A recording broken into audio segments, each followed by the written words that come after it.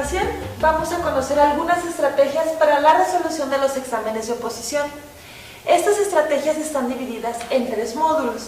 El primero de ellos es un panorama general sobre la prueba para que conozcan las generalidades de lo que van a presentar. Uno de los tips que les tenemos que comentar es que la prueba estas estrategias están basadas en la prueba que se presentó en el 2013. Así que puede haber algunos cambios en la prueba que ustedes van a presentar este año. Primero tenemos que conocer qué es el examen.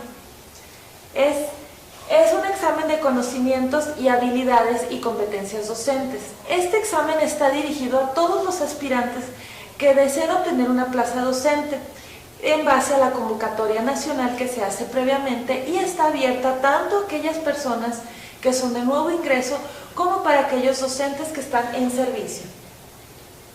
Es un examen que está estandarizado y que tiene reglas fijas de diseño. Es un examen que previamente ha sido analizado y tiene una elaboración y aplicación y calificación ya evaluada con mucho tiempo y por instituciones que han sido ya respaldadas por diferentes autoridades.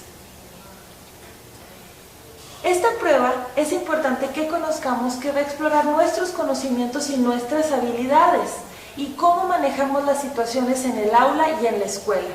También debemos de estar muy atentos porque también va a medir nuestra comprensión de los enfoques actuales para la enseñanza y el dominio de los contenidos. Todo esto va englobado en el examen que se va a presentar. ¿Cuáles son algunas de sus características? Primero que nada debemos conocer que es una prueba de selección, cuya finalidad es elegir a los mejores candidatos para ocupar las plazas docentes. Entonces, aquí las mejores evaluaciones, los mejores puntajes van a ser aquellos que van a lograr el objetivo de ocupar las plazas.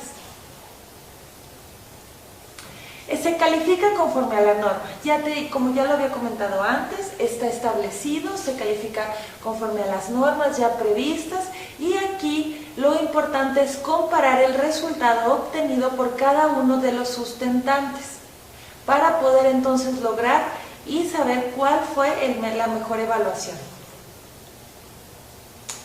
Contiene preguntas de opción múltiple, en donde cada reactivo va a acompañar a 4 opciones de respuesta, de las cuales es muy importante que ustedes estén seguros que únicamente una es la respuesta.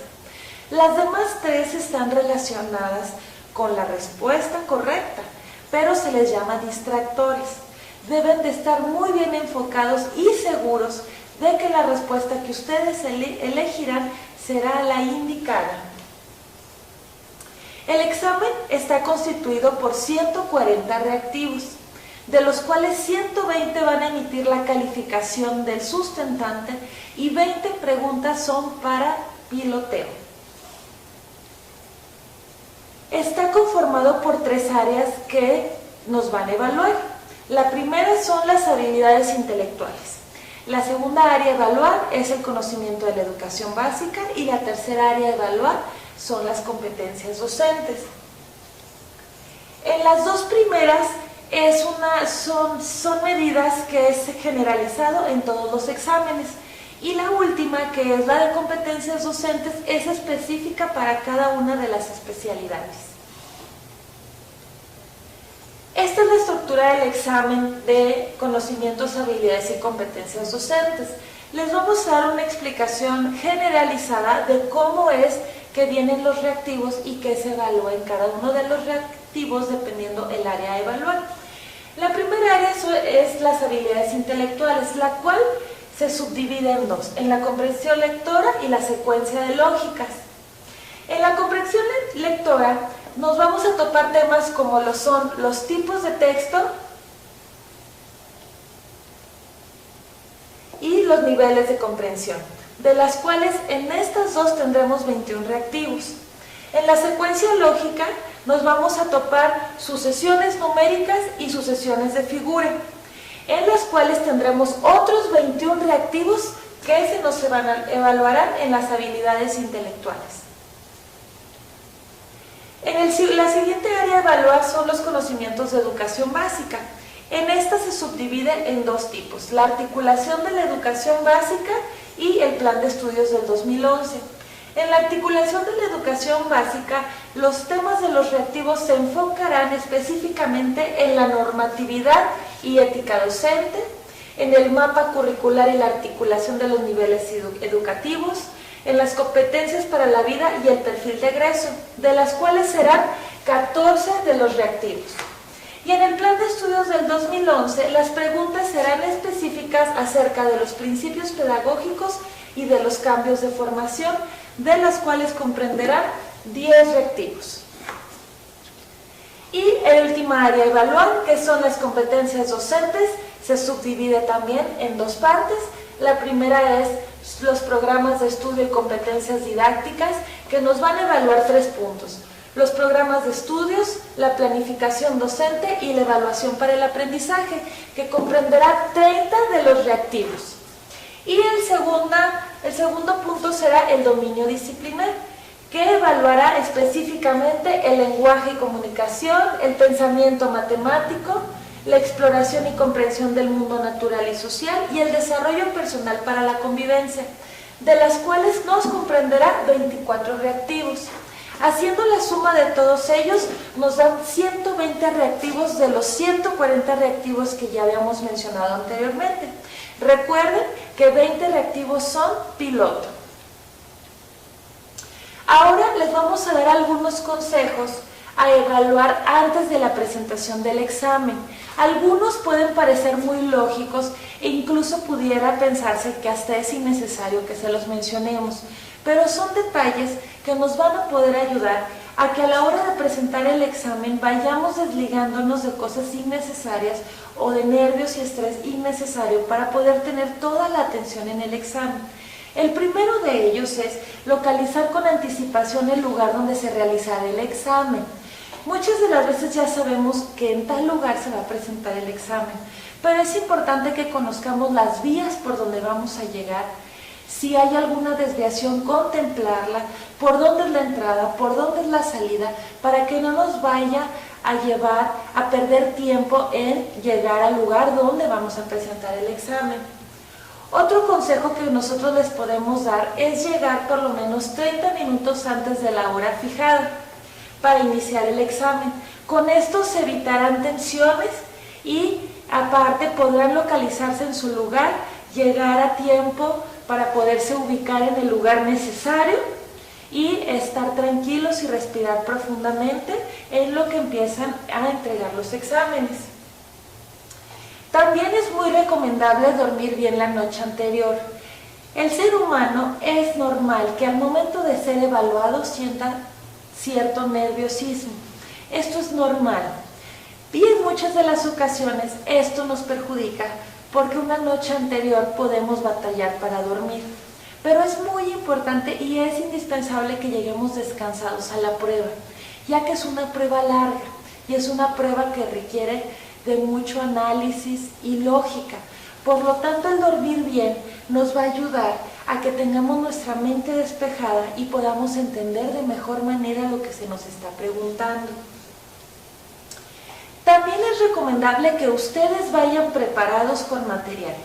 El aplicador les puede entregar el material, pero para evitarnos cualquier presión o cualquier problema técnico a la hora de estar contestando el examen, nosotros les recomendamos que ustedes lleven lápices aparte, así como también un sacapuntas y un borrador. Por si llegara a haber cualquier problema, esto no los lleve a perder tiempo o los distraiga de las instrucciones que previamente les está dando el aplicador del examen. Otro ejemplo es portar reloj. ¿Para qué? Ya como lo hemos mencionado, es una prueba de tiempo y ustedes tienen que estar midiendo el tiempo que van tardándose en contestar la prueba. Si ustedes llevan reloj, pueden darse cuenta cuánto tiempo les queda para poder contestar el examen.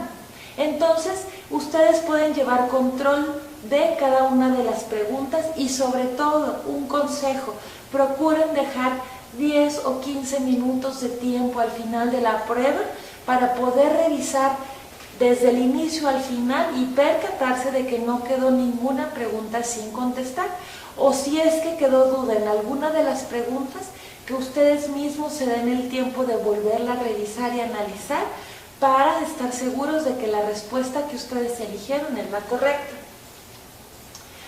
También es recomendable que lleven una identificación con fotografía. Ustedes van a llevar la papelería que se les pida desde antes de presentar el examen, pero para evitar cualquier problema o retraso de tiempo, ustedes váyanse preparados con una identificación con fotografía. Generalmente cuando vas a presentar este tipo de exámenes llegas únicamente con el lápiz y con el borrador. Llévense por favor una identificación para cualquier cuestión que se tenga que hacer. Y por último, pero no menos importante, usar ropa cómoda. Tenemos que darnos cuenta que este tipo de pruebas son pruebas estresantes y que si los zapatos o el pantalón o la camisa o la blusa o el peinado nos empiezan a incomodar, van a ser distractores que nos van a sacar de la atención que tiene que tener el examen. Si nosotros vamos cómodamente vestidos, entonces vamos a quitarnos una distracción extra y vamos a poder poner toda nuestra atención al examen y a las preguntas. Bien, continuando con las estrategias para contestar de mejor forma el examen de ingreso al sistema, ahora a continuación vamos a ver los reactivos. ¿Cuáles son las características de los reactivos al momento de nosotros presentar ese examen? Bien, el examen tiene reactivos que se formulan en distintos niveles de conocimiento. Cada pregunta o reactivo se puede presentar en diferentes formatos y en todos ellos se incluye una instrucción y la información necesaria para resolverlos, además de las opciones de respuesta que se identifican con los incisos A, B, C o D, de las que solamente una es la respuesta correcta. Primer consejo: identificar en qué área de conocimiento se está trabajando. Esto nos puede ayudar para saber si la pregunta se refiere a habilidades intelectuales, si la pregunta se refiere a conocimiento de la educación básica o finalmente si la pregunta se refiere a competencias docentes. El segundo consejo es identificar los formatos del reactivo del examen. En primer lugar tenemos reactivos de cuestionamiento directo. En segundo, jerarquización u ordenamiento. También pueden ser de completamiento, relación de columnas y elección de elementos. Veamos algunos ejemplos. En el caso de cuestionamiento directo, los reactivos de cuestionamiento directo requieren para su solución que el sustentante atienda el enunciado interrogativo, la afirmación o la frase incompleta que aparece en la base del reactivo y seleccione, a partir de la actividad o criterio solicitado, una de las opciones de respuesta. Como ejemplo, aquí está, cuestionamiento directo. Vemos que es un enunciado probablemente interrogativo o también probablemente afirmativo, ¿sí? En este caso veamos cómo es la base. Recuerden que la base del reactivo siempre vendrá incluida en un cuadro de texto en líneas en negrita. En este caso aquí está de manera interrogativa y dice ¿cuál es la opción que contiene un pronombre demostrativo? Bien, quiero mencionar algunos elementos de lo que será o que ustedes encontrarán en lo que es la base. Muy bien. Recuerden que la base del reactivo siempre presenta un problema bien definido. Se comprende sin necesidad de leer las opciones, pero si es necesario, ustedes pueden también leer las opciones de respuesta para que les dé más información sobre lo que les está pidiendo el reactivo. Puede ser un esquema de indagación y no simplemente un par de palabras, preguntas, frases incompletas. También la base puede presentar, permitir evaluar las habilidades que obtiene, en este caso el sustentante, al final de su formación. evitando tal vez algunas cuestiones de memorización y enfocándose más en cuestiones de comprensión. En caso de preguntas acerca de conceptos, el párrafo de la definición debe ser la base del reactivo. Muy bien, son algunas recomendaciones de la base, ¿sí? A continuación veremos el siguiente ejemplo que tiene que ver con jerarquización u ordenamiento. Bien, este tipo de reactivos es un listado de elementos que debe ordenarse de acuerdo con un criterio determinado. Lo vemos aquí, jerarquización u ordenamiento. Vemos que aquí la base pues es más extensa que el primer ejemplo y dice, de acuerdo al programa de estudios de primer grado, cuál es el orden de las actividades que debe seguir el docente para trabajar el contenido de la comprensión lectora. Y bueno, como podemos ver, nos da una serie de elementos que siguen siendo parte de la base. No hay que confundir. Todos estos elementos siguen siendo parte de la base. Y nos da al final la serie de respuestas que nosotros debemos escoger, o los incisos que debemos escoger, ¿sí? En el caso de que sea 1, 3, 2, 4, sería la opción A, la opción B, la opción C y D. Veamos el siguiente ejemplo. El siguiente tipo de reactivo se le denomina de completamiento. En este son enunciados en los que se omite una o varias palabras en diferentes partes del texto. Lo vemos aquí. La base es en este caso son dos líneas en el cual hay un espacio, ¿sí? Aquí está este espacio, en el cual ustedes deberán completar con la información que se les brinda en la serie de opciones de respuesta, ¿sí?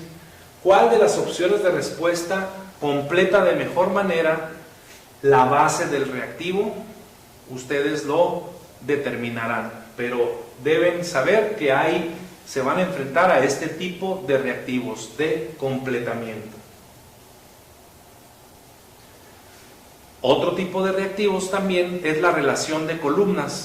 Creo que es con el reactivo que más estamos familiarizados, sobre todo porque se aplica mucho en la educación básica.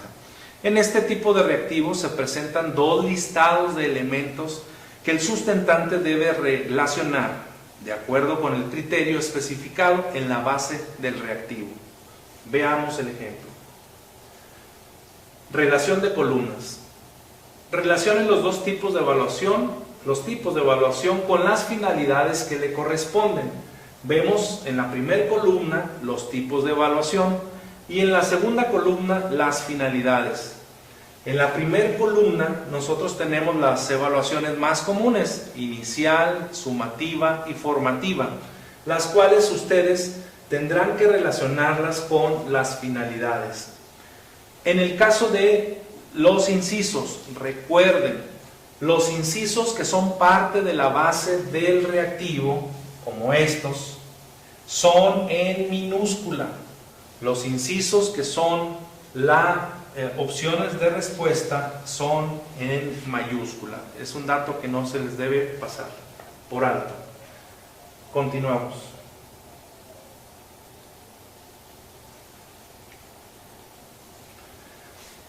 En el siguiente tipo de reactivo se le denomina elección de elementos. En este formato se presenta una pregunta, instrucción o afirmación, seguida de varios elementos que la responden o caracterizan. Sin embargo, no todos los elementos son parte de la respuesta correcta. De ahí que el sustentante deberá seleccionar solamente aquellos que corresponden con el criterio establecido. Bien, aquí tenemos el ejemplo del reactivo elección de elementos. Como podemos ver, la base del reactivo pues también es una base extensa. Menciona en la enseñanza de las matemáticas qué acciones debe emplear el docente para lograr los conocimientos con significado y permanencia. Bueno, están 5 opciones en las cuales nosotros debemos elegir esos elementos de acuerdo a la instrucción, ¿sí? La instrucción, recuerden, es ¿Qué acciones debe emplear el docente para lograr conocimientos con significado y permanencia? Será plantear preguntas de interés que motiven la solución, propiciar la reflexión y aplicación de estrategias, etc. Y la serie de respuestas posibles, ustedes la elegirán, recuerden, con los incisos en mayúscula, con las combinaciones que se les presentan: 1, 2, 5, 1, 3, 4, 2, 3, 6. Este tipo de reactivos entonces se les denomina elección de elementos. Bien, estas fueron algunas estrategias para que ustedes presenten de mejor manera el examen de ingreso al sistema educativo. Recuerden que estas son características de un escenario posible que se pueden encontrar, mas no necesariamente será 100% el escenario con el que ustedes se enfrentarán. Recuerden también que nosotros nos centramos en las estrategias para conocer el reactivo, los elementos del reactivo y los posibles trucos o tips que les van a ayudar a ustedes a enfrentarlos de mejor manera. No nos centramos en el contenido, en el dominio del contenido, el cual ustedes harán de manera particular en otros módulos. Gracias. A continuación, veremos algunas estrategias de secuencias gráficas de Fibonacci y numéricas. Es importante recalcar que este tipo de secuencias, y tanto las numéricas como las gráficas y las de Fibonacci, es por medio de la práctica que vamos a lograr encontrar la respuesta correcta. Nosotros les daremos algunos tips para encontrar la lógica de las respuestas, pero la práctica que ustedes previamente hagan antes del examen realmente será lo que les ayudará a llegar 100% confiados al examen. Vamos a iniciar con las secuencias gráficas. Nos vamos a encontrar algunas preguntas como esta. Encuentra la figura que continúa. Yo les voy a dar un tip. Es importante que cuando nos presenten figuras, no queramos ver el contenido completo de las figuras. Es decir, vayamos viendo figura por figura, porque si las vemos en general, va a ser mucho más difícil encontrar la secuencia de lo que nos están solicitando. En este caso debemos analizar el giro de la figura. Por ejemplo, si vemos el primer avión, vemos cuántos grados más o menos se encuentra. Luego vemos el segundo avión, nada más, omitamos el tercero. Y comparemos entre ellos dos cuántos grados de diferencia hay. Ya que hayamos encontrado la lógica, o más o menos que hayamos encontrado cómo se encuentran de manera diferente, analizamos el tercer dibujo. Ya que observamos las tres figuras, vamos entonces a resolver por lógica que se encuentran 90 grados, pero en sentido antihorario, como se puede observar. La primera figura, la segunda figura se encuentra en sentido 90 grados hacia abajo y la tercera figura 90 grados y viene quedando la punta del lado derecho. Si ya le encontramos esta lógica, entonces ¿cuál es la respuesta correcta? Pues sería esta la figura. Sería mover 90 grados antihorario la última figura, que quedara con la punta superior derecha, y esa sería la respuesta correcta. En otro ejemplo también nos vamos a encontrar este tipo de preguntas. Descubre la figura que sigue. Aquí podemos ver tres diferentes puntos donde vemos un alvéolo o círculo pintado de rojo en diferentes posturas. Pero también podemos ver que se traslada el punto rojo y que al final desaparece un punto blanco. A continuación notamos que la bolita roja va avanzando de lugar, como se pueden percatar. En la primera figura está en la posición número 1, y luego en la posición número 2, y después en la posición número 3, y así consecutivamente. Pero también vamos viendo que va desapareciendo el alvéolo o círculo último. Entonces, ya que detectamos estas dos lógicas del problema que se nos está presentando, podemos detectar que la respuesta entonces es la siguiente, es decir, El círculo que está pintado de rojo es el número 4, porque el anterior era el número 3, entonces el siguiente punto pintado de rojo es el número 4, y omitimos el último círculo, porque vimos que desde el principio se empezaron a omitir los círculos finales. También vamos a encontrar algunos problemas como este, y de este tipo van a haber mucho más ejemplos. Encuentra la figura que falta. Para este tipo de problemas debemos primero que nada reconocer las figuras que aparecen en cada fila o columna y luego ver cuántas veces aparecen y cómo se relacionan entre ellas. Aparentemente nosotros las vemos y no le encontramos una lógica de momento, pero si empezamos a analizar ya sea de manera vertical u horizontal, podemos encontrarle una lógica. Podemos nosotros ver que en cada fila aparecen triángulos, círculos y hexágonos. En cada una de estas figuras aparecen dos veces, una dentro de la otra. Y una figura, si pueden observar de manera horizontal, nos podemos dar cuenta que en la primera línea está la figura y la interior es diferente al exterior. En las tres ocasiones, en la primera es un triángulo con un círculo adentro, en la segunda línea es un círculo con un hexágono adentro, y en la tercera línea es un hexágono con un triángulo adentro.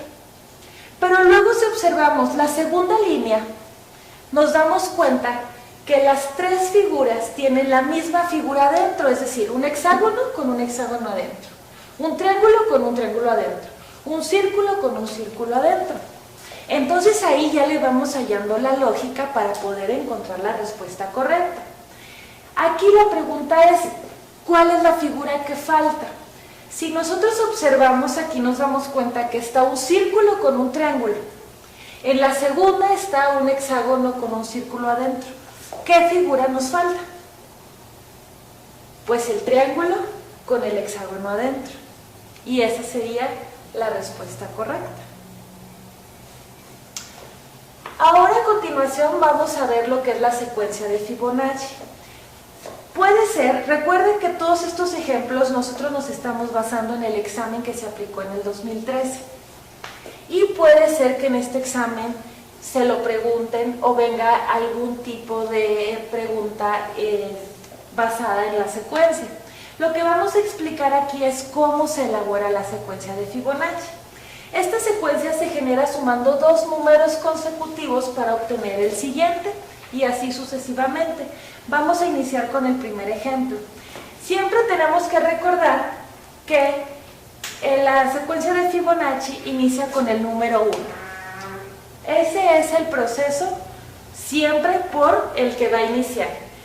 Luego, la secuencia hay que sumarle el número anterior, que en este caso el número anterior al número 1 es el número 0. Entonces, ponemos 1 más 0 es igual a 1. Y ese 1 es el segundo número de la secuencia de Fibonacci. ¿Sí? Luego, entonces, ya tenemos los primeros dos números. Para sacar el tercer número es el siguiente número, el número 1 más el número anterior, que viene siendo 1 más 1, 2, y ese viene siendo el tercer número de la secuencia de Fibonacci. Si le damos al siguiente número, entonces sería el 2 sumado más el 1, nos da un resultado de 3, y ya tenemos el consecutivo. Luego sumamos 3 más 2 y nos da un 5, y es el siguiente número. Y luego ya podemos sumar el número 5 más el número 3, que nos da un 8, y es el siguiente número. Y así nos vamos a ir consecutivamente. Recuerden que la secuencia de Fibonacci es infinita, por lo tanto no tiene un tope. Y si a ustedes les piden sacar los primeros 10 o 15 números de la secuencia de Fibonacci, esta es la lógica que representa para sacar. A continuación veremos algunos ejemplos de lo que son las secuencias numéricas. Se nos van a presentar ejemplos de este tipo. Por ejemplo, averigua cómo continúa la sucesión de los números enteros que se nos indican a continuación. Como ustedes pueden observar, nos dan una secuencia de números y nos dejan 3 espacios libres para que nosotros pongamos cuál es la respuesta correcta. Yo les recomiendo que cuando empiecen a responder lo que son secuencias numéricas, no se pongan nerviosos. Todos tienen lógica, solo es cuestión de encontrar el punto exacto y de entender la lógica para encontrar la respuesta correcta. Como ustedes pueden observar, aquí en la regla de formación solamente es sumar 50. ¿Por qué? Porque ellos nos están dando 1050, a continuación 1100. Y el tercer número que nos dan es 1150 y luego las 3 opciones. Por lo tanto, si nosotros sumamos 50, nos va a dar las respuestas 1200, 1250, 1300 y concuerda perfectamente con el número que ellos mismos nos están brindando para finalizar la secuencia, que es 1350. Esta es una secuencia sencilla de resolver. Vamos a ver otro ejemplo.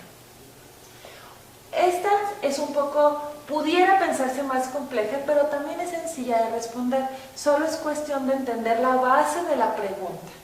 La pregunta dice así: hallar los 2 términos que continúan, es decir, ¿qué sigue a partir del A5, punto y coma 62? Si se fijan bien en la base, nos dice hallar los 2 términos.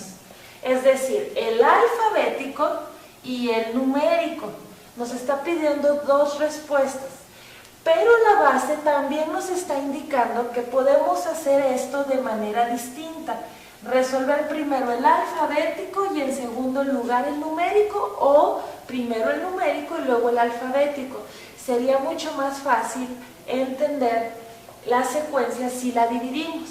Entonces, eso es lo que vamos a hacer. Vamos a dividir ahorita únicamente los números y nos olvidamos de la secuencia alfabética para que sea mucho más fácil. Aquí tenemos los puros números. Tenemos el 2, el 8, el 20, el 38 y el 62. Y la pregunta es, ¿qué número sigue? Primero que nada, tenemos que analizar qué diferencia o qué lógica le encontramos al 2 y al 8. Nosotros sabemos que entre el 2 y el 8 hay 6 números de diferencia. Luego encontramos que entre el 8 y el 20 hay 12 números de diferencia. ¿Qué significa? Que entonces 6 más 6 nos da el 12. Entonces quiere decir que aquí nuestro número base va a ser el 6. Es el que nos va a ayudar a que encontremos la respuesta correcta.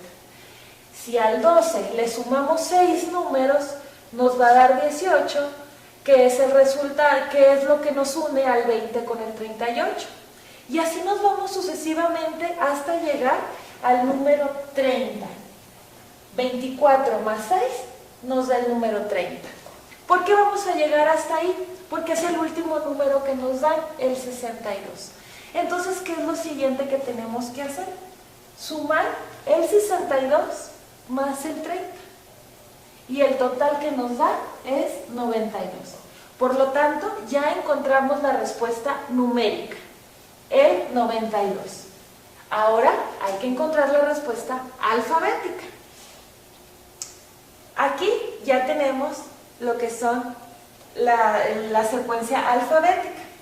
Quitamos los números, es más fácil resolverla de esta manera. Si se fijan, ya aparece el a exponencial 1, a exponencial 2, hasta el número 5. Entonces es evidente que el que continúa es el A6, ¿sí? Entonces ya tenemos la respuesta alfabética, a exponencial 6. Por lo tanto, nuestra respuesta completa de la secuencia numérica que nos preguntan es a exponencial 6, punto y coma, 92. Esa sería nuestra respuesta correcta. Bien, continuando con esta serie de estrategias y consejos para que ustedes presenten de manera satisfactoria este examen de ingreso al sistema, ahora a continuación, en el marco de las áreas de habilidades intelectuales de la subárea de comprensión lectora, se les presenta algunos tips o consejos en el área o en el tema de tipos de texto. Continuamos. Muy bien, los tipos de texto. Antes de continuar, quiero mencionar que existe una gran diversidad en las tipologías de texto. Por ejemplo, las que vamos a ver en algunas es de Ana María Kaufman y Marilena Rodríguez, y de algunos otros autores que también ustedes podrán revisar de manera particular y puntual, como la tipología de Carlos Lomas, Daniel Casani, María Teresa Serafini, entre otros autores que manejan ciertos rasgos específicos. Aquí veremos los más comunes. ¿Qué es un texto? Un texto es la unidad máxima de comunicación y transmite un mensaje completo. Todo texto es un enunciado o conjunto de enunciados con sentido unitario, producido con una intención comunicativa en un contexto específico y con una determinada organización sintáctica. Ponemos énfasis en la parte de organización sintáctica. Recuerden que estos tips también están encaminados a desglosar el reactivo, no tanto al dominio del contenido, sino vamos a poner énfasis en esa pequeña estrategia que nos permita entender el reactivo y poderlo contestar. Muy bien, los tipos de textos según esta autora Ana María Kaufman y Marilena Rodríguez son 7. Número 1 son textos literarios, los cuales están compuestos, entre otros, por cuento, novela, obra de teatro, poema. Los textos periodísticos, los cuales están compuestos por noticia, artículo de opinión, reportaje, entrevista. Los textos de información científica, como la definición, nota de enciclopedia, informe de experimentos, monografía, biografía y el relato histórico. En cuanto a los textos instruccionales, están la receta y el instructivo. Por parte de los textos epistolares, pues la carta, la solicitud. Textos humorísticos, la historieta y finalmente los textos publicitarios como el aviso, el folleto y el cartel. Existen otras tipologías, como la que a continuación vamos a mencionar, según tipos de textos, según su prosa base. Muy bien, según la prosa de base, recuerden que un texto, en este caso, existen nada más dos tipos de escritura, o escribimos en prosa o escribimos en verso, son los únicos dos posibles formas de escritura. Bueno, aquí pondremos énfasis en la prosa base. Según esta autora, María Teresa Serafini, en su libro Cómo redactar un tema, plantea la posibilidad de llegar a una clasificación de los géneros textuales según se dé la aparición de ellos de los distintos tipos de prosa. Por ejemplo, en el caso de la descripción,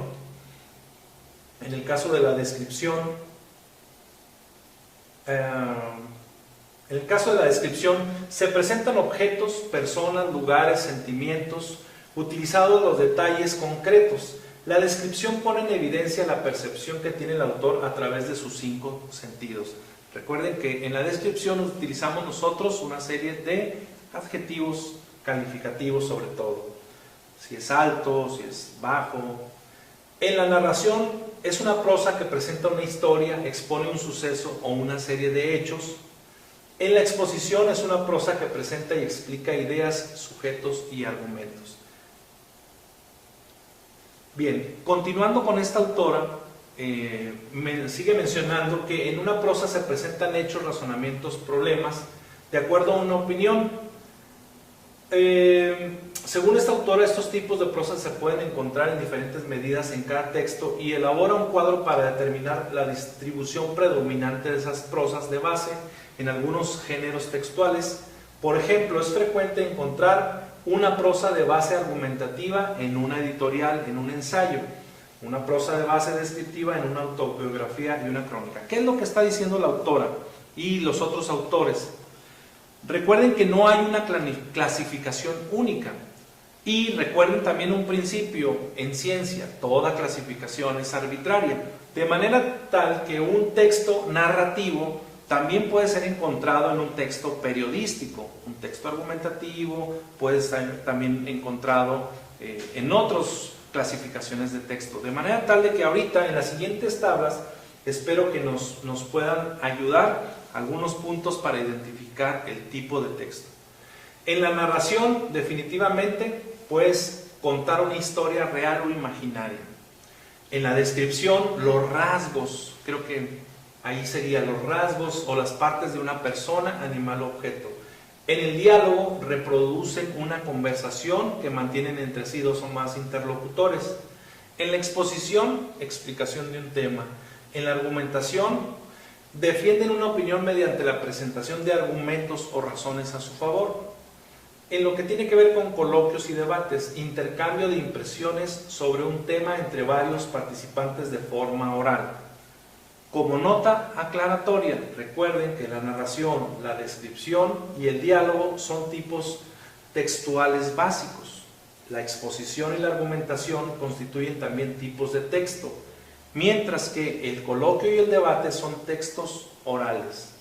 En la siguiente tabla comparativa, quiero poner o que pongamos énfasis en los modelos y el tipo de lenguaje, que es lo que nos va a ayudar a desglosar.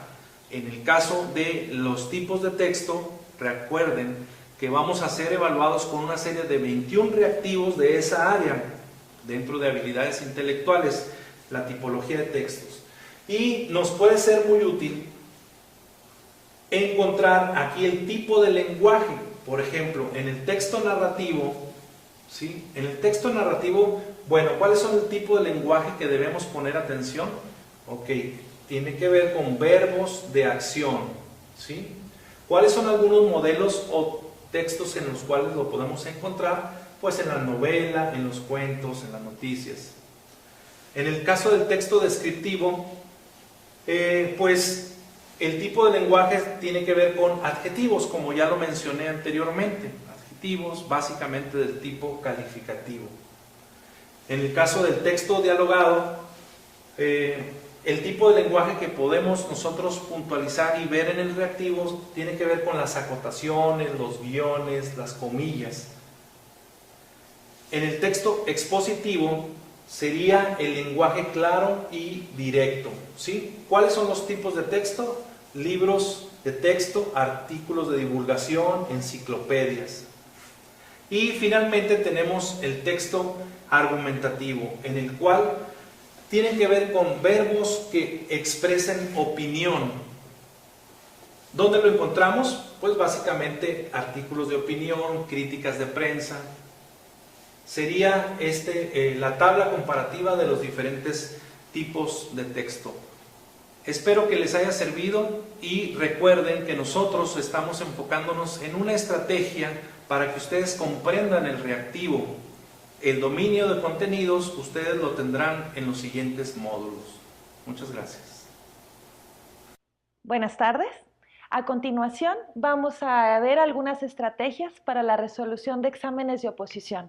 En estas estrategias vamos a ver el antes, el durante y el después de presentar un examen. Primero vamos a iniciar con el antes del examen. Antes del examen es un error muy común por el nivel de estrés y de nervios que se maneja a la hora de que nos van a evaluar, que no pongamos atención a las instrucciones que se nos están dando ni verbalmente y tampoco leamos las instrucciones correctamente. Por lo tanto, una instrucción que les damos es que pongan mucha atención a las instrucciones verbales de la persona que les está aplicando el examen. Si llegara a haber alguna duda, nosotros les recomendamos que lean 2, 3, 4 veces las instrucciones, las veces que ustedes consideren sean necesarias hasta que logren el entendimiento al 100% de lo que se les está preguntando. También es muy común que por el mismo nervio y estrés que se maneja al momento de que nos evalúen, nosotros queramos responder inmediatamente la pregunta. Y esto a veces nos impide y nos bloquea de saber cuál es la respuesta correcta. Incluso muchas de las ocasiones llegamos a pensar que ninguna de las opciones que se nos está presentando es la respuesta correcta. Tenemos que estar muy tranquilos y saber que existe una respuesta correcta de las 4 opciones que nos están dando. Solo tenemos que saber encontrarla. estar tranquilos y encontrarle la lógica a la pregunta que se nos está haciendo. Durante el examen.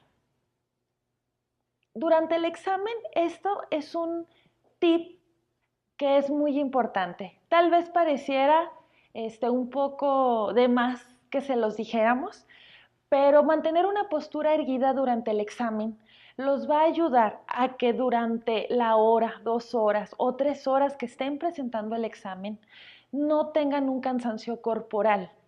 Muchas de las veces nos encorvamos al estar sentados y eso nos va a provocar que después de 40 minutos o 1 hora nos empiece a doler la espalda o nos incomode el estar sentados.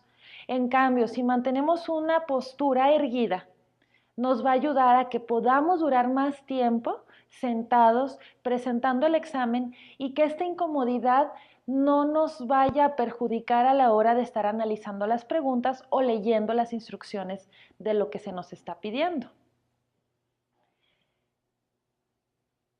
Otro tip que nosotros les podemos dar es que se haga una revisión previa al examen.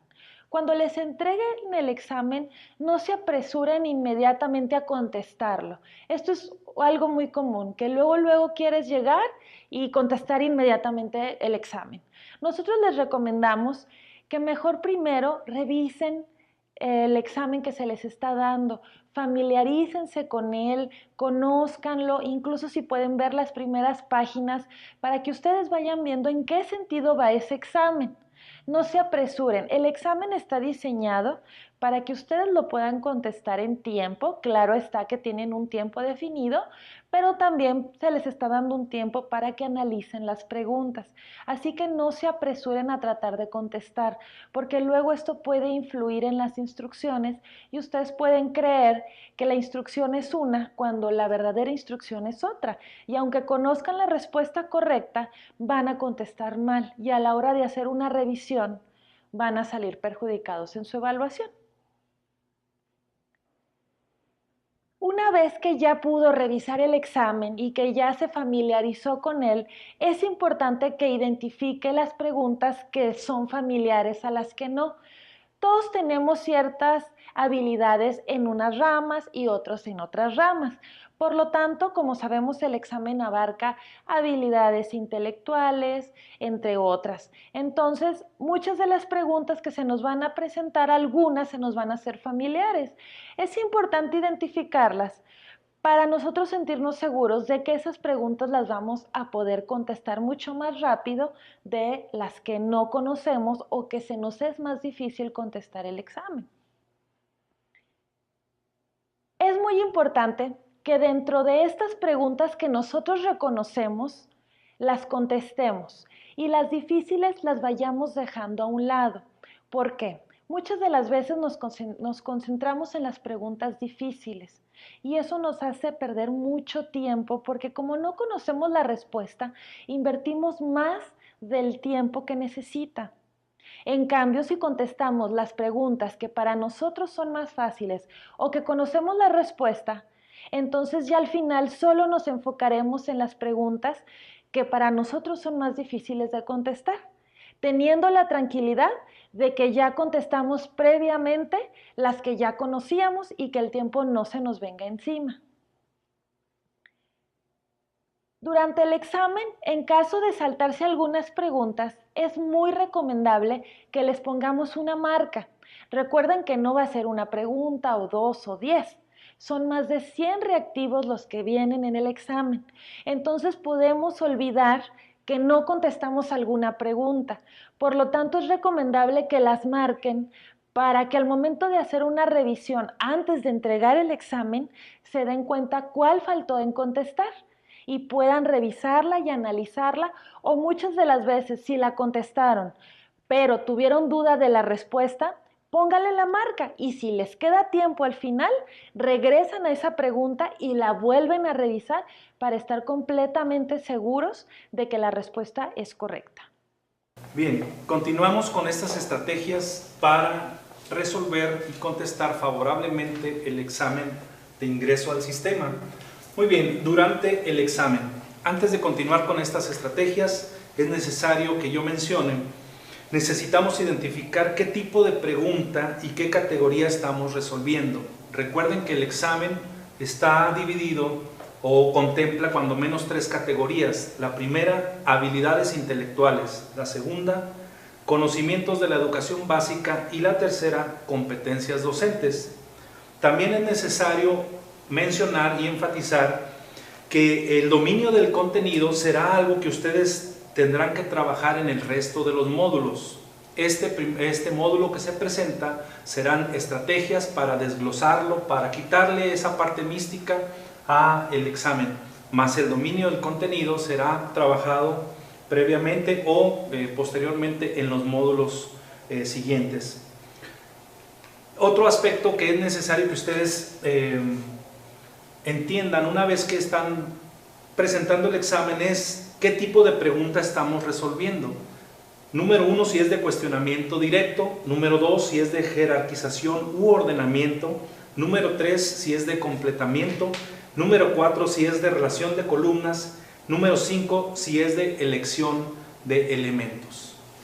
Bien, vamos a empezar con este primer reactivo. Este primer reactivo corresponde a las habilidades intelectuales. Y tenemos en esta primer parte lo que se le denomina la base, ¿sí? La base del reactivo. Me voy a permitir leerlo. Número 1. Del siguiente fragmento de un contrato de prestación de servicios, seleccione su paráfrasis. Hay que señalar aquí la parte importante sería, esto es una paráfrasis. Que el contratado se obliga a guardar en todo momento la debida confidencialidad a la información que el contratante le proporciona en cuanto a datos y procesos de trabajo, así como la información del producto obtenido, considerándose la información recibida y la información del producto obtenido como secreto industrial, sujeto a las leyes, reglamentos y penalidades vigentes. Vamos a leer las opciones y dentro de las opciones vamos a ir viendo los tips acerca de cuál puede ser la opción correcta. Muy bien, quiero empezar por el inciso D. El inciso D menciona: el contratado tiene la obligación de solicitar toda la información al contratante so pena de ser despedido. Esa partecita de so pena de ser despedido, nosotros vemos que en la parte de la base del reactivo no se menciona. Inciso C. Tengo que proporcionar toda mi información personal al contratante so pena de ser sancionado.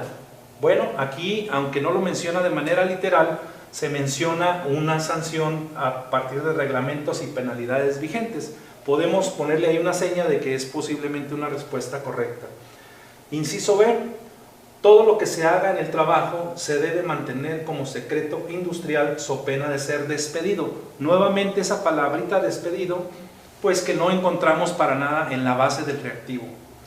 Inciso A. Es indebido divulgar información relacionada con el trabajo asignado so pena de ser sancionado. De esta manera nosotros nos damos cuenta que el inciso A vendría siendo la opción más correcta que da respuesta a este primer reactivo. Aquí la estrategia es, en este caso, si pudieron observarlo, fuimos seleccionando o desglosando las que no son las correctas antes de llegar a ver la correcta. Dentro de las habilidades intelectuales también va a ser muy común que nos encontremos textos de este tipo. Me voy a permitir leer este texto. Es importante que sepamos que todas las respuestas vienen en la base. Entonces, cuando vayamos a leer un texto, por muy amplio que esté, nos tenemos que concentrar y no permitir que haya distractores, que si pasó alguien, que si alguien está borrando, que si alguien se paró a preguntar algo, porque estos textos, a la hora de leerlos, tenemos que estar concentrados para poder identificar cuál va a ser la estrategia e ir eliminando las ideas que no nos son necesarias, ¿sí? Me voy a permitir leerlo para empezar a señalar las ideas principales. El título es ¿Cómo fracasar en sociedad? La diplomacia es un arte complejo y sutil que los inadaptados sociales admiramos desde lejos, como intrusos harapientos en un baile de gala. Pero así como el cojo añora la pierna que perdió y la reconstruye en su imaginación, el sociópata puede teorizar sobre un arte que desconoce en la práctica, pero ha estudiado a fondo con el resentimiento de los inválidos. La mayor dificultad del trato social, según creo, consiste en adivinar lo que el mundo espera de uno y actuar camaleónicamente según lo requieran las circunstancias. Para eso hay que saber calibrar al otro primer vistazo, renunciar a cualquier brote de espontaneidad y estar siempre dispuesto a representar un papel. No culpo a quienes han adoptado una máscara social con fines de supervivencia. ¿Qué importa ser un poco hipócrita si con ello se logra un mejor entendimiento con los demás? Fingir gentileza o, mejor aún, fingir aprecio. Es una táctica infalible para granjearse el favor de la gente, porque al prójimo siempre acepta al interlocutor que lo trata con calidez.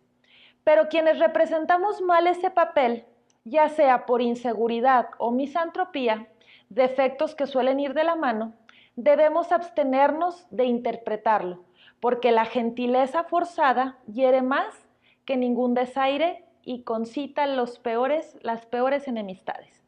Este es un párrafo de Enrique Serna del libro de Letras Libres. Ahora viene la pregunta, ¿cuál es el tema principal del texto anterior? Aquí tenemos varios factores que nos van a ayudar a ver cuál es la respuesta correcta. Nos están manejando 4 respuestas. La primera, el trato social.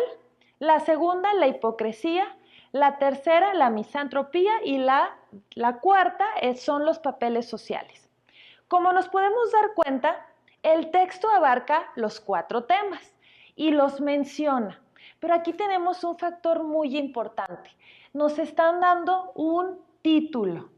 Eso es algo muy importante, porque no en todos los textos se nos da un título, y el título ya nos está dando pie a una probable respuesta, que es cómo fracasar en sociedad. Otro punto muy importante es que si ustedes se fijan aquí dice, la mayor dificultad del trato social, aquí nos está dando una definición el autor, donde consiste en adivinar lo que el mundo espera de uno. Ese es otro punto muy importante. Recuerden que estamos viendo habilidades intelectuales y dentro de las habilidades intelectuales tenemos que ir descartando lo que no es tan importante de lo que es más importante. Entonces ya tenemos aquí 2 estrategias que nos están llevando al mismo punto. Precisamente habla de la hipocresía. Pero el tema en general no es de la hipocresía, simplemente menciona que hay quienes los usan, pero que él no está en contra de eso. También habla de la misantropía, pero solo la menciona, no expone absolutamente nada de lo que es la misantropía. Y también habla de los papeles sociales, es cierto. Aquí, como podemos ver, también nos menciona que las personas muchas de las veces empiezan a comportarse de cierta manera para poder estar dentro de un campo social. También lo menciona, pero no es el tema principal. Tenemos que estar muy conscientes que aquí el tema principal es el trato social, porque las ideas principales del texto es lo que nos está dando la respuesta. Es muy importante que cuando haya textos de este tamaño no existan distractores, porque los distractores nos van a llevar a que nosotros podamos pensar que como en un párrafo menciona la hipocresía, nos vayamos con esa respuesta, cuando en realidad el contenido en general nos está hablando del trato social. Entonces, en este caso, la respuesta correcta sería el A. ¿Sí? Vamos a la siguiente pregunta. Este es otro tipo de preguntas que también van dentro de las capacidades intelectuales. ¿A qué tipo de texto corresponden las siguientes características? Y nos da 4 características muy básicas. Número 1, hace referencia a propiedades físicas. Propiedades físicas. Ya tenemos ahí un tip. Responde a la pregunta ¿qué? Este es otro tip. Indica las funciones que cumple. Funciones. Y señala procesos. Este es nuestro tip. Nos están dando 4 respuestas y nosotros dentro de estas 4, según lo que ya leímos y detectamos qué es lo que nos resalta, tenemos que definir cuál de las 4 es. Pero entonces vamos a analizar las respuestas. Veamos, ¿esto viene o corresponde a algo expositivo?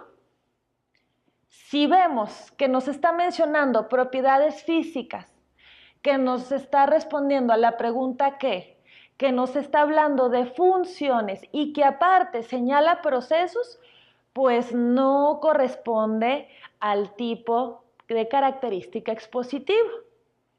A ver, vamos a ver ahora el punto C, argumentativo. ¿Los argumentativos acaso nos mencionan las funciones? ¿O acaso dentro de los argumentos vienen las propiedades físicas? Pues también eso nos puede decir que esta tampoco es la correcta. Nos quedan 2 opciones, ya ahí eliminamos 2. Nos queda el narrativo y el descriptivo. Nosotros, con una preparación previa que ya hemos estado recibiendo, tenemos que saber diferenciar entre estos 4 puntos. Entonces, para nosotros decir, ¿es narrativo o es descriptivo? Con estas características que ya les señalé, estos son los puntos principales de la base.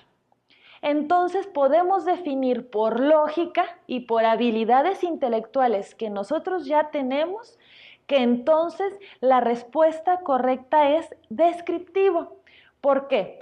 Porque nos hace referencia a sus propiedades físicas, porque nos responde la pregunta ¿qué?, porque nos indica las funciones y porque nos señala procesos. Es decir, nos está describiendo el proceso de algo.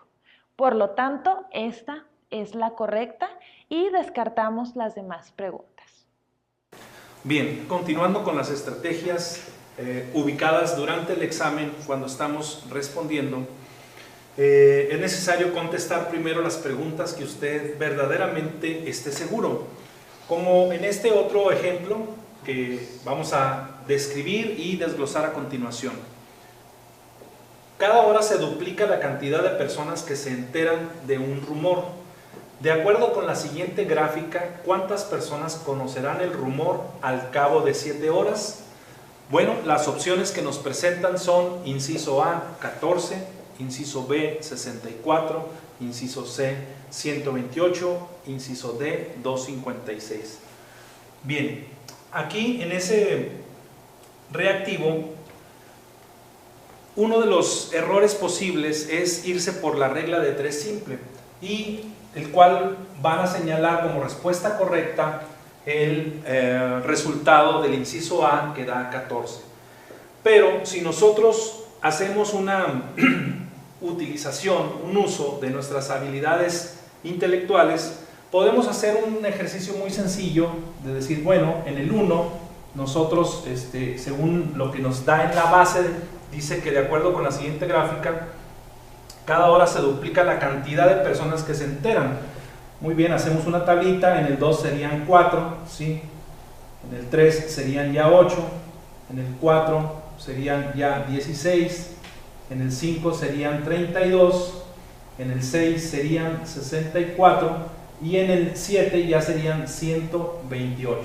De manera tal de que con esa tablita sencilla nosotros damos que la respuesta correcta es 128. Otro tipo de preguntas que ustedes se van a topar va a ser las secuencias numéricas. Es muy común que este tipo de preguntas nos alteren un poco o nos pongan nerviosos, porque generalmente nos ponen a prueba ciertas capacidades que no todos tenemos una habilidad de poder realizar tan fácilmente. Pero no se pongan nerviosos, son muy fáciles de resolver. Solo hay que encontrar la estrategia adecuada. Por ejemplo, vamos a ver este ejemplo. ¿Qué números faltan en la siguiente secuencia numérica? Vamos a analizar la secuencia numérica. Nosotros observamos que como primera opción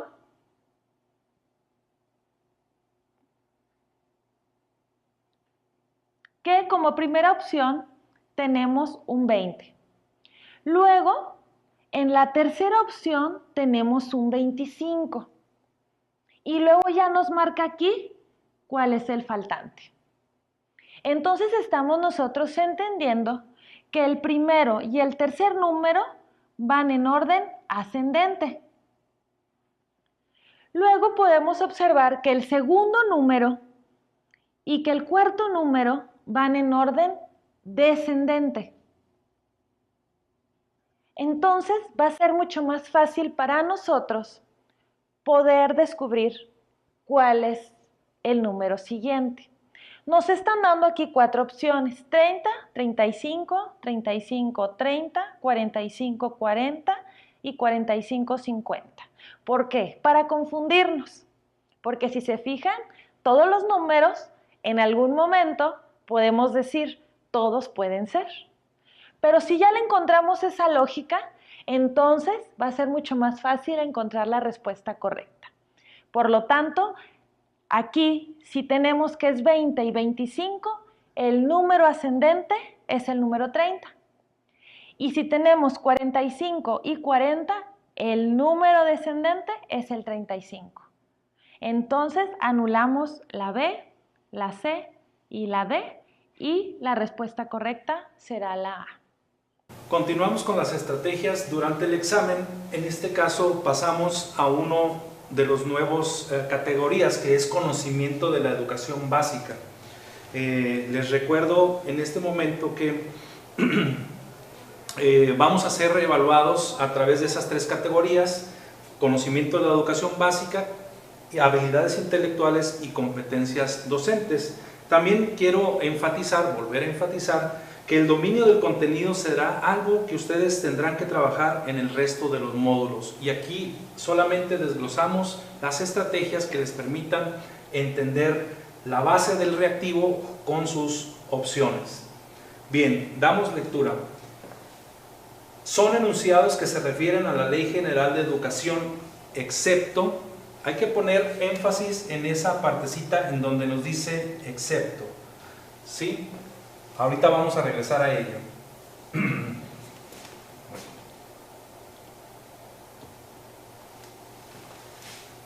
Ahorita regresamos a ello.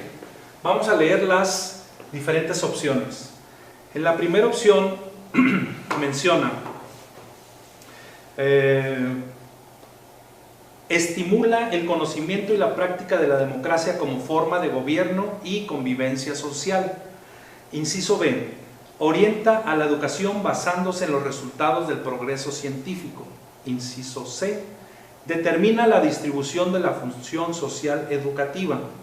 Inciso D, permite el ejercicio pleno del derecho a la educación de cada individuo y mayor equidad educativa. Muy bien, como nosotros sabemos, la Ley General de Educación se desprende del artículo 3º de nuestra Constitución. Para esto sería necesario revisar esos materiales, los recomendamos, y en los videos ustedes encontrarán diferentes ligas a esos materiales. Muy bien, vamos a ver por qué no es el inciso A. Recuerden que aquí hay 3 opciones que sí corresponden a la Ley General de Educación y hay uno que no corresponde. Aquí la estrategia es encuentra la que no corresponde, por eso se menciona excepto. Muy bien, ¿por qué no es el inciso A? Recordemos así que el artículo 3º menciona la educación que imparta el Estado tenderá a desarrollar armónicamente las facultades del ser humano, etcétera, que ustedes se lo saben mejor que yo. ¿Por qué no es el inciso A? Porque el inciso A sí es parte de la Ley General de Educación. Vamos a ver por qué el inciso C no es de ese excepto. Determina la distribución de la función social educativa. Es parte también y se refiere a la Ley General de Educación. El inciso D permite el ejercicio pleno del derecho a la educación de cada individuo y mayor equidad educativa. Definitivamente está hablando de la Ley General de Educación. Por lo tanto, por eliminación, y tratando de entender la estrategia de excepto, sería la respuesta correcta la B. Orienta la educación basándose en los resultados del progreso científico.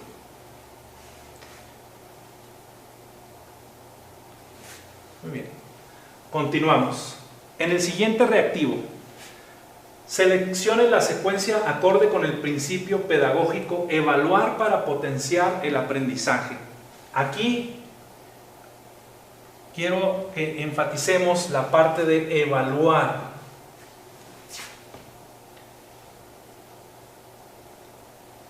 La parte de evaluar, ¿sí? Ahorita vamos a regresar a ella.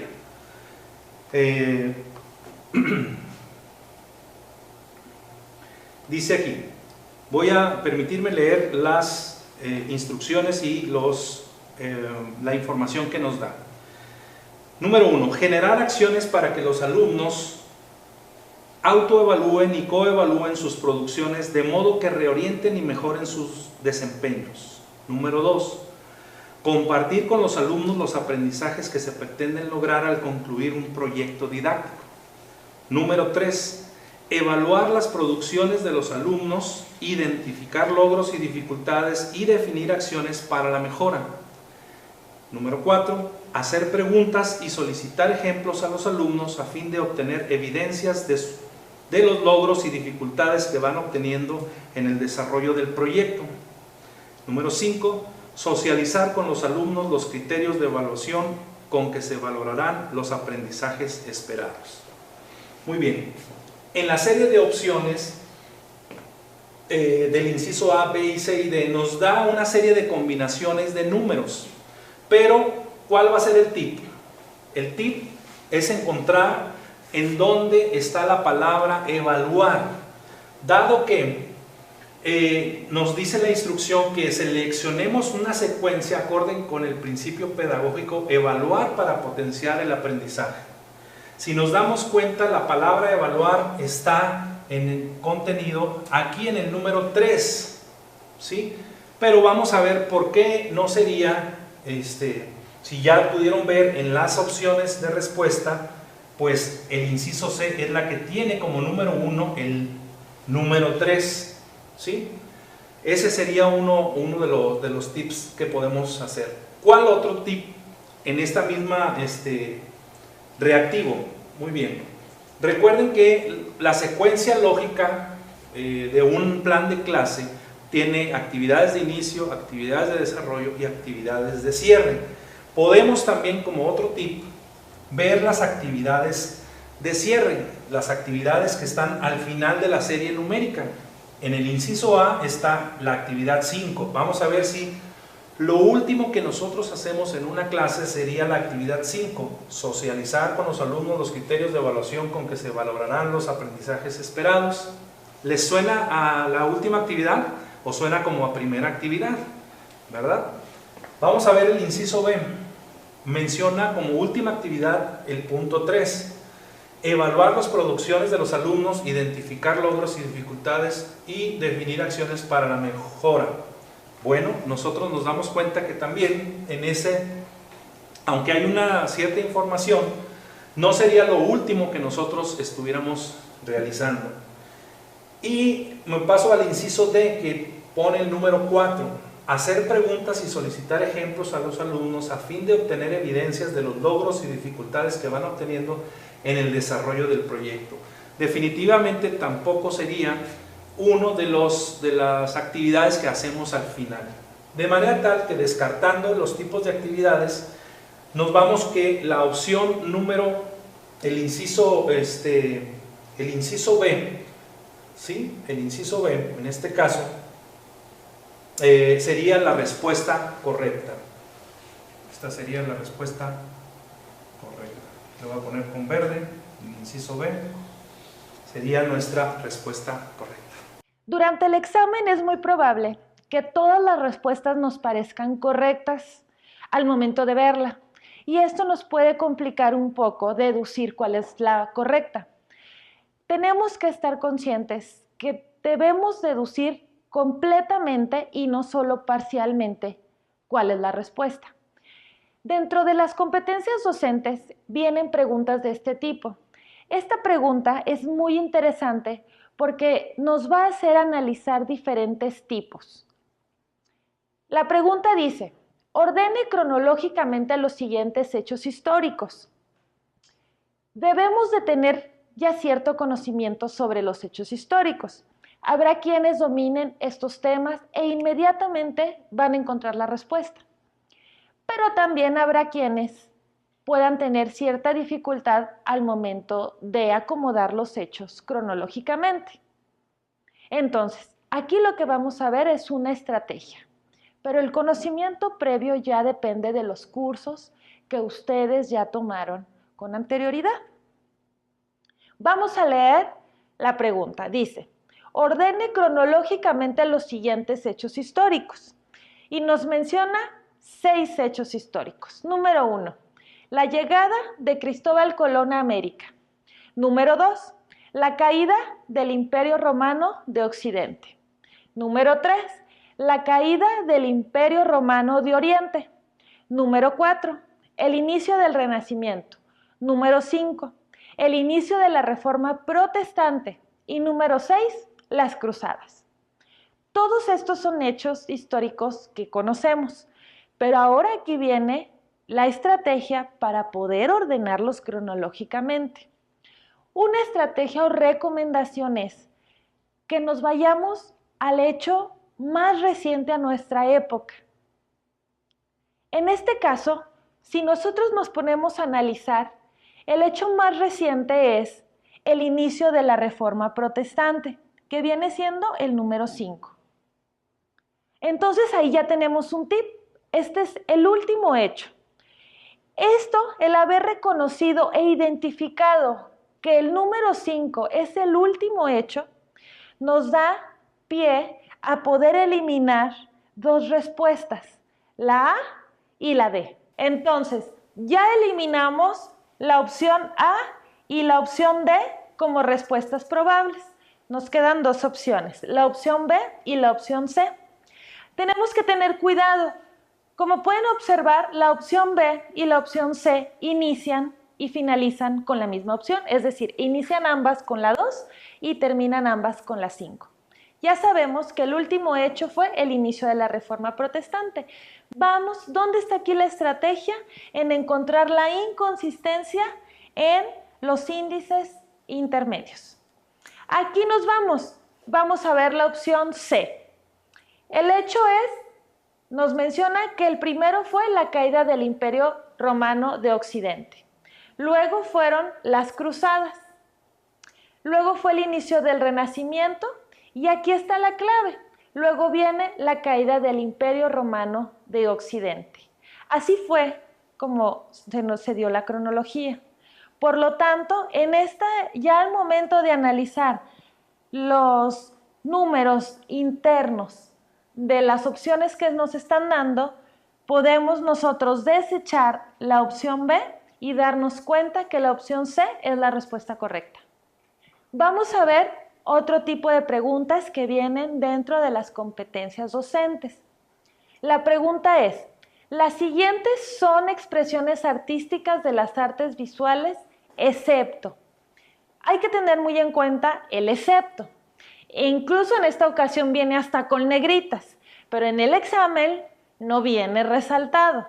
Recuerden, ya lo hemos visto en preguntas anteriores. Hay que poner mucha atención al excepto, porque entonces tenemos que detectar cuál no cumple las características que se nos están pidiendo.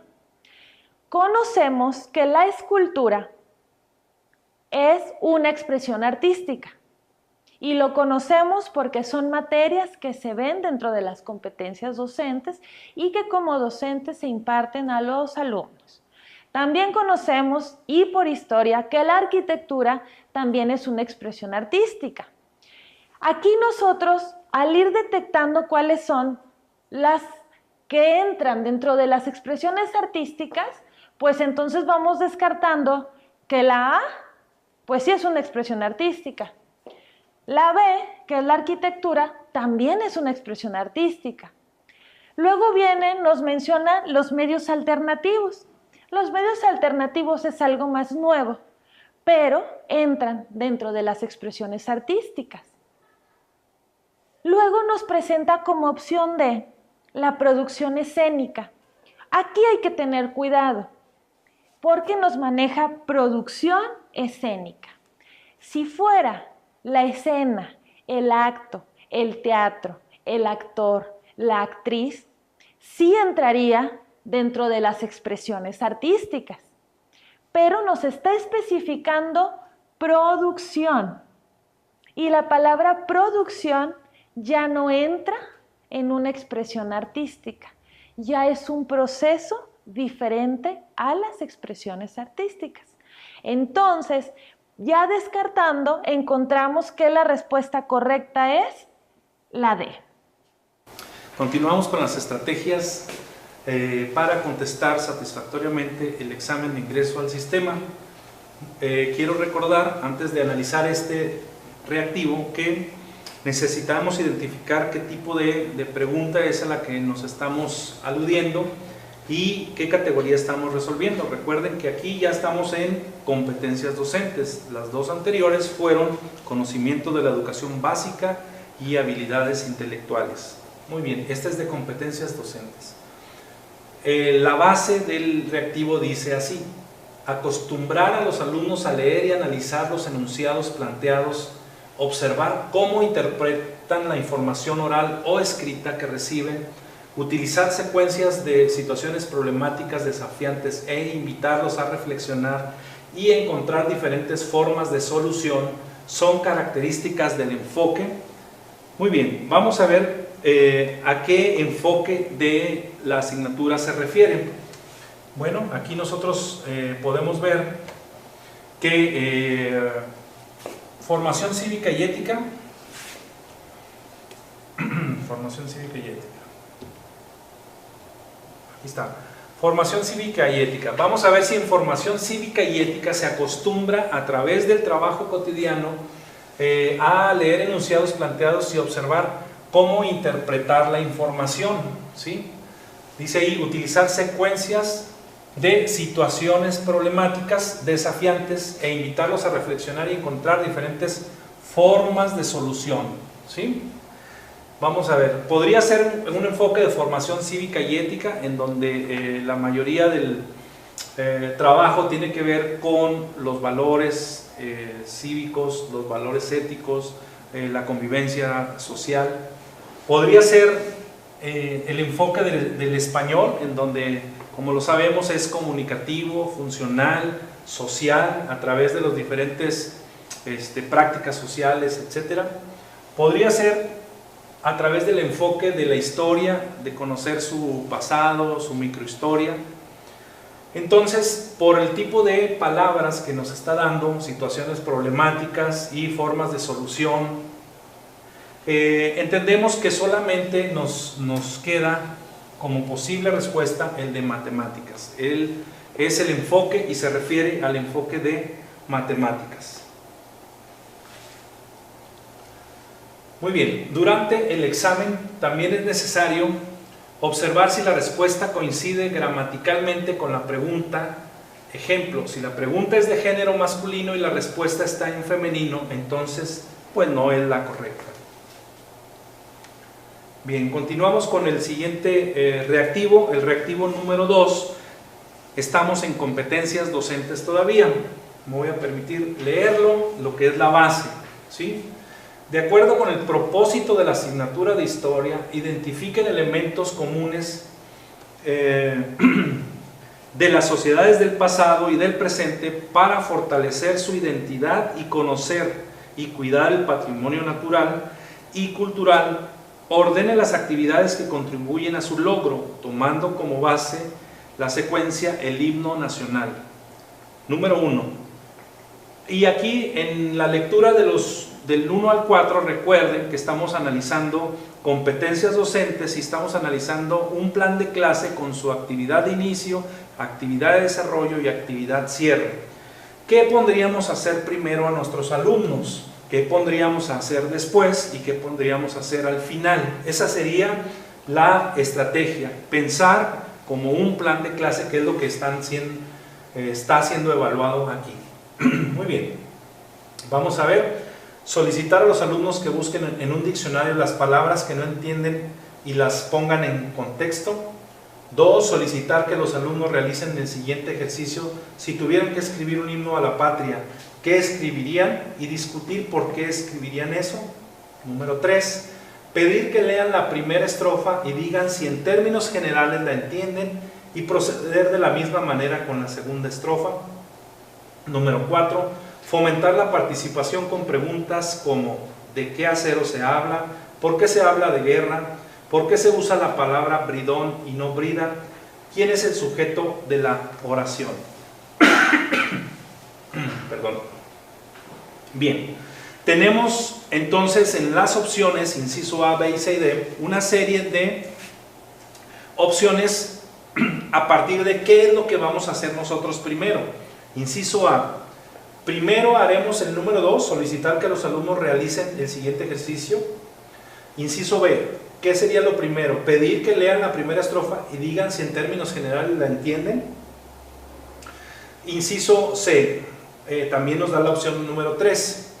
¿Sí? Inciso D, número 4, fomentar la participación con preguntas como ¿de qué acero se habla? ¿Por qué se habla de guerra? Recuerden que aquí el tip es identificar en la secuencia didáctica qué ponemos a hacer a nuestros alumnos al inicio, en el desarrollo y en el cierre. Vamos a analizar las opciones de cierre, los números finales. Inciso A nos da el número 4, inciso B nos da el número 2, solicitar que los alumnos realicen el siguiente ejercicio. Inciso C nos da el número 1, solicitar a los alumnos que busquen en un diccionario las palabras que no entiendan. Y inciso D nos da también el número 3, pedir que lean la primera estrofa. Bueno, como ustedes podrán ver, la opción que tiene más congruencia en la secuencia didáctica sería la opción B. En esta opción B,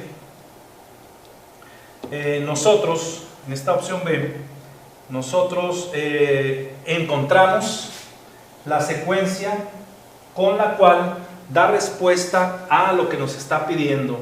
¿Qué es lo que nos está pidiendo? En este caso, de acuerdo con el propósito de la asignatura de Historia, identificar elementos comunes de las sociedades del pasado y del presente para fortalecer su identidad y cuidar el patrimonio natural y cultural. Y dice aquí, ordenar las actividades que contribuyen a este logro, ¿verdad?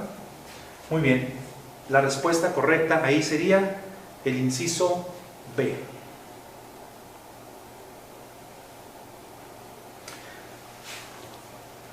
Bien, pasamos al siguiente reactivo. Estamos en este reactivo todavía en competencias docentes. En este reactivo vamos a señalar lo siguiente, dado que en el reactivo tiene lo que es la base, ¿sí? Y en la siguiente tenemos las opciones. Lo voy a explicar así de la siguiente manera, dado que no tenemos la base y las respuestas en uno solo, los voy a explicar de esta manera. Muy bien, ¿qué es lo que nos pide? Dice, un grupo de quinto grado obtuvo los siguientes resultados en la asignatura de español en la evaluación enlace, ¿sí? ¿Qué nos pide? Seleccione la estrategia que debe seguir el docente acorde con el enfoque de la asignatura que permita dar solución al problema, ¿sí? Muy bien, como podemos ver, aquí están los aspectos: conocimiento del sistema de escritura y ortografía, su promedio es 53.28, aspectos semánticos y sintácticos de los textos, su promedio es 43.26, comprensión e interpretación, promedio 55.16, propiedad y tipos de texto 60.44, búsqueda y manejo de la información 43.08. En el siguiente reactivo nos pide que nosotros seleccionemos la estrategia que debe seguir el docente acorde con el enfoque de la asignatura que permita dar solución al problema. ¿Cuál es el problema? Un grupo de quinto grado obtuvo los siguientes resultados en la asignatura de español en la evaluación enlace. ¿Cuáles son los aspectos? Muy bien, conocimiento del sistema de escritura y ortografía, 53.28, aspectos semánticos y sintácticos de los textos, 43.26, comprensión e interpretación, 55.16, propiedades y tipos de texto, 60.44, búsqueda y manejo de la información, 43.08. Muy bien, tenemos también la serie, en este caso, de incisos para que nosotros escojamos la respuesta correcta. Vamos a ver aquí de cada uno de los aspectos cuáles son las palabras que podemos nosotros destacar, ¿sí? Nosotros podemos destacar aquí, por ejemplo, el aspecto semántico, ¿sí? En este caso, la palabra comprensión e interpretación, y vamos a relacionarlos con cada uno de los incisos. Por ejemplo, el inciso A, implementar estrategias didácticas, y aquí nos dice prácticas sociales de lenguaje, ¿sí? En el inciso B podemos destacar los ejercicios ortográficos. En el inciso C, diversos tipos, bueno, desde los proyectos didácticos y también lo que son diversos tipos de texto, diversos textos. Y en el inciso D, lo que viene siendo semántica, la palabrita semántica. Muy bien, si nosotros relacionamos la base con la información que se nos da, nosotros diríamos que el inciso B, por los ejercicios ortográficos, puede ser que corresponda a la parte de conocimiento del sistema de escritura. Entonces el inciso B sería para acá, ¿sí? El inciso C sería propiedades y tipos de texto. Propiedad y tipo de texto.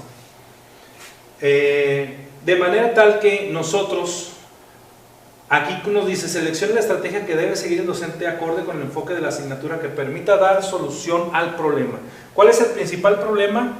Búsqueda y manejo de la información, porque es donde han salido más bajos, ¿sí?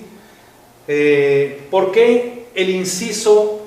Bueno, ya vimos aquí que aquí en el inciso D también nos maneja algunos aspectos a trabajar, la semántica y la ortografía, pero vamos a ver por qué la respuesta correcta es el inciso A. ¿Por qué es el inciso A? Y el tip aquí viene, es la más inclusiva, ¿sí? El inciso B solamente trabajaría ejercicios ortográficos. El inciso C solamente tipos de texto. El inciso D se trabajaría a través de semántica, pero el inciso A implementa estrategias didácticas a partir de las prácticas sociales del lenguaje. Entonces, ¿cuál de las cuatro opciones es la más inclusiva, la que completa y que podemos desarrollar nosotros todos estos aspectos de la asignatura de español? Pues definitivamente es el inciso A.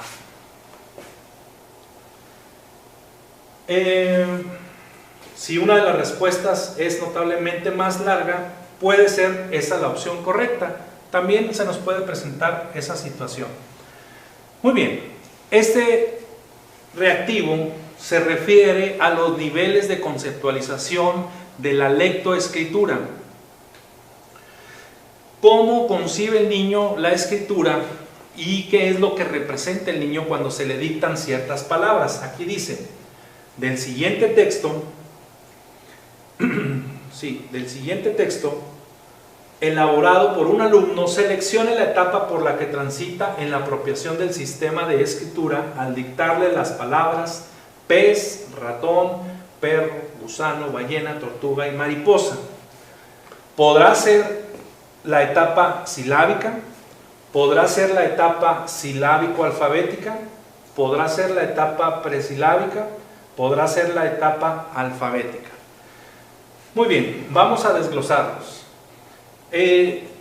Uno de los errores que dentro de la educación aquí normal, al yo dar el curso de español y su enseñanza o procesos de alfabetización, los alumnos se iban siempre por el inciso A, ¿sí? Una etapa silábica. ¿Por qué? Porque, bueno, si vemos aquí la palabra tortuga, ¿sí? Vamos a regresarnos. Si vemos aquí la palabra tortuga, y recuerden que cuando está en la etapa silábica se refiere que para cada sílaba el niño representa una letra. Entonces aquí sería tortuga, que pues es la etapa silábica, ¿sí? Mariposa, vamos a ver, mariposa, son 4 sílabas, aquí son 3 sílabas. Es la etapa silábica, ¿sí? Se puede cometer ese error, pero también maneja un subnivel entre lo que es silábico y el alfabético. Los autores manejan una etapa intermedia en esa transición entre no ser completamente alfabético ni ser solamente silábica. Manejan la etapa de silábico alfabético. Vamos a ver si este caso corresponde a esa inciso B. Para la primera palabra, que es pez, ¿sí? Pues tenemos aquí prácticamente completa, bien escrita. Quiero hacer mención que aunque tiene error ortográfico la palabra pez, aunque tiene una repetición de las letras, de la letra E, se toma como una palabra silábica, alfabética, perdón. En el caso de la palabra ratón, fíjense cómo la primera sílaba, ratón, ¿sí? Corresponde, la primera sílaba es alfabética y la segunda sílaba es pues silábica, ¿verdad? De manera tal de que ya tenemos para darnos el inciso B. La tercera palabra, que es perro, perro, repito, aunque hay un error ortográfico, se toma como alfabético la palabra. Por lo cual, la respuesta correcta sería el inciso B. El niño se encuentra en una etapa, en un nivel de conceptualización de la lectoescritura silábico-alfabética. Ya una vez que se contestó el examen, es importante que nos demos un tiempo de 10 o 15 minutos aproximadamente para poder asegurarnos el haber contestado todas las preguntas. Debemos de estar muy seguros de no dejar preguntas sin contestar. Ya aunque se conteste por eliminación, tiene alguna probabilidad de que la respuesta se tome como correcta. También es importante no salir antes del término del tiempo del examen, es decir, hay que aprovechar todo el tiempo que se les está dando. En algunas ocasiones puedes terminar media hora antes de que te quiten el examen y a veces por el cansancio o por la presión de que ya te quieres ir o te tienes que ir, entregas el examen. Hay que aprovechar estos 5, 10, 15 minutos que te sobraron para dar la última revisión al examen y estar completamente seguros que ninguna pregunta quedó sin contestar. Como previamente les habíamos mencionado, hay algunas preguntas que si ustedes consideraron que no eran fáciles de contestar, las señalaran. Tienen que hacer una revisión nuevamente para ver si ninguna quedó sin contestar. Y como les vuelvo a repetir, es preferible que la contesten, aunque no estén seguros de la respuesta, porque todavía tienen una probabilidad de que esa sea la respuesta correcta, a que la dejen sin contestar, porque entonces se tomaría ya como una respuesta incorrecta. Y ese sería el fin de las estrategias para contestar un examen de oposición.